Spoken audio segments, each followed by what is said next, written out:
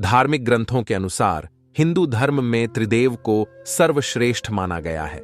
ऐसा माना जाता है कि इस सृष्टि की रचना त्रिदेव यानी ब्रह्मा, विष्णु और महेश के द्वारा हुई थी।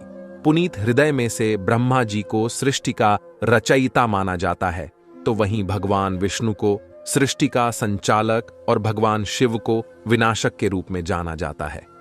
हमारे मन में यह जानने की जिज्ञासा सदैव उत्पन्न होती रहती है कि देवों में से कौन सबसे शक्तिशाली है। आज हम आपको बताएंगे कि हमारे धार्मिक ग्रंथों के अनुसार इन तीनों में से कौन सबसे शक्तिशाली है।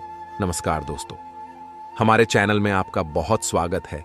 हमारे पुराणों में कुछ कथाएं मिलती हैं जिनके अनुसार हम जान सकते हैं कि त्रिदेव में से कौन सबसे बड़ा है। शिव पुराण के अनुसार एक बार ब्रह्मा जी के मन में स्वयं की उत्पत्ति को लेकर पसंद आया। उसी प्रश्न के उत्तर को प्राप्त करने के लिए उन्होंने घोर तपस्या की, जिससे उन्हें हाथ हुआ कि भगवान विष्णु की नाभि से प्रकट हुए। कमल के पुष्प से उनका जन्म हुआ है। वह जानते थे कि वो सृष्टि के रचयिता हैं। उसी अहंकार में वह भगवान विष्णु के समक्ष गए और कहने लगे कि हे विष्णु, मैं तुमसे ज्यादा श्रेष्ठ हूं। उधर भगवान विष्णु बोले कि तुम्हारी उत्पत्ति मेरे द्वारा हुई है, इसलिए तुमसे ज्यादा मैं श्रेष्ठ हूं। अहंकार में दोनों का विवाद इस हद तक बढ़ गया कि युद्ध की स्थिति उत्पन्न होने लगी थी। भगवान शंकर दूर बैठे यह सब देख रहे थे। ये देख उनके विवाद को शांत करने हेतु उनके समक्ष अग्निलिंग के रूप में प्रकट हो गए, जिसका ना तो कोई आदि था और न कोई अंत था। उसे देख भगवान विष्णु और ब्रह्मा जी ने यह सहमति बनाई कि जो भी इस अग्निलिंग का आदि या अंत ढूंढ लेगा वहीं दोनों में श्रेष्ठ माना जाएगा। ब्रह्मा जी अग्निलिंग के ऊपर की ओर और विष्णु जी अग्निलिंग के नीचे की ओर चले गए। दोनों को बहुत दूर जाने के बाद भी उस लिंग का अंत नहीं मिला और वो थक कर वापस आ गए। वापस आने के पश्चात भगवान विष्णु ने अपनी पराजय स्वीकार कर ली, किंतु ब्रह्मा जी ने झूठ बोला कि उन्होंने इस लिंग का अंत ढूंढ लिया है।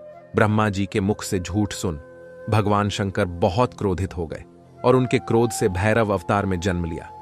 उसी भैरव अवतार ने ब्रह्मा जी का 5वां मुख अपनी छोटी उंगली के नाखून से काट दिया, जिस मुख से उन्होंने झूठ बोला था। भगवान शंकर ने ब्रह्मा जी को श्राप दिया कि संसार में उनकी पूजा नहीं होगी और विष्णु जी को स्वयं के समान पूजे जाने का आशीर्वाद दिया। शिव पुराण के अनुसार भगवान शंकर ही त्रिदेव में सबसे बड़े हैं। श्रीमद् भगवद गीता के अनुसार एक बार सप्तर्षिगण आपस में एक विषय पर बात कर रहे थे कि ब्रह्मा, विष्णु और महेश में से कौन सबसे श्रेष्ठ है। तब सप्तर्षियों में से महर्षि भृगु के मन में विचार आया कि क्यों ना त्रिदेव की परीक्षा ली जाए, जिससे पता चल जाएगा कि कौन सबसे श्रेष्ठ है। सर्वप्रथम भृगु आर्षि ब्रह्मा जी के पास गए और उनके पास जाकर ही उनकी स्तुति की और न ही उन्हें प्रणाम किया। यह देख ब्रह्मा जी को बहुत क्रोध आया। भृगु आर्षि ब्रह्मा जी के मानस पुत्र हैं। यही सोचकर उन्होंने अपने क्रोध को शांत कर लिया। उसके पश्चात भृगु आर्षि महादेव के पास कैलाश पर्वत पर पहुंचे।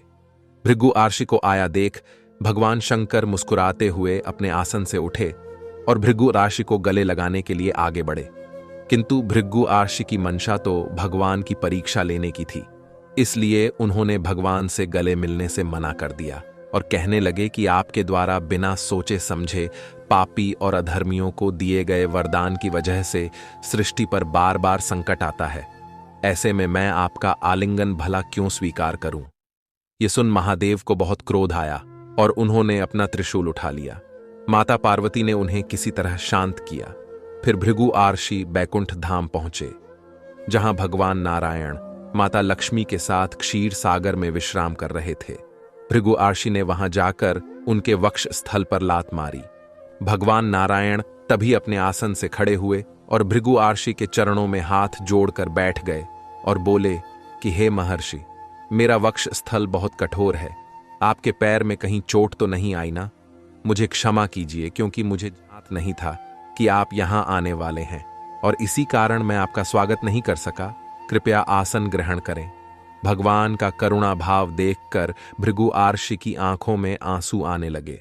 उसके पश्चात भृगु आर्षि ने अपने सभी अनुभव को सप्त राशियों को सुनाया, जिसके बाद सभी आर्षियों ने भगवान नारायण को सबसे श्रेष्ठ बताया। सप्तराशियों की कथा के अनुसार एक बार त्रिदेव एक साथ बैठे थे। तभी भगवान शंकर के मन में विचार आया कि मैं सृष्टि का विनाशक हूं। क्या मेरे पास इतनी शक्ति है कि मैं सामने बैठे ब्रह्मा जी और विष्णु जी का भी विनाश कर सकता हूं? भगवान शंकर के मन में ऐसा विचार आया, देख ब्रह्मा जी और विष्णु जी दोनों मुस्कुराने लगे और ब्रह्मा जी महादेव से बोले, हे महादेव, आप अपनी शक्ति का प्रयोग मुझ पर कीजिए। यह सुन भगवान शंकर ने जैसे ही अपनी शक्ति का प्रयोग ब्रह्मा जी पर किया, ब्रह्मा जी जलने लगे और राख का ढेर बन गए। ये देख भोलेनाथ चिंता करने लगे कि अब इस सृष्टि का निर्माण कौन करेगा। तभी उस राख के ढेर से आवाज आई, हे महादेव, मुझे कुछ नहीं हुआ, मेरे जलने से इस राख का निर्माण हुआ है और जहां निर्माण है वहां मैं हूं। और ब्रह्मा जी पुनः प्रकट हो गए। फिर भगवान नारायण बोले, हे महादेव, अब आप अपनी शक्तियों का प्रयोग मुझ पर कीजिए।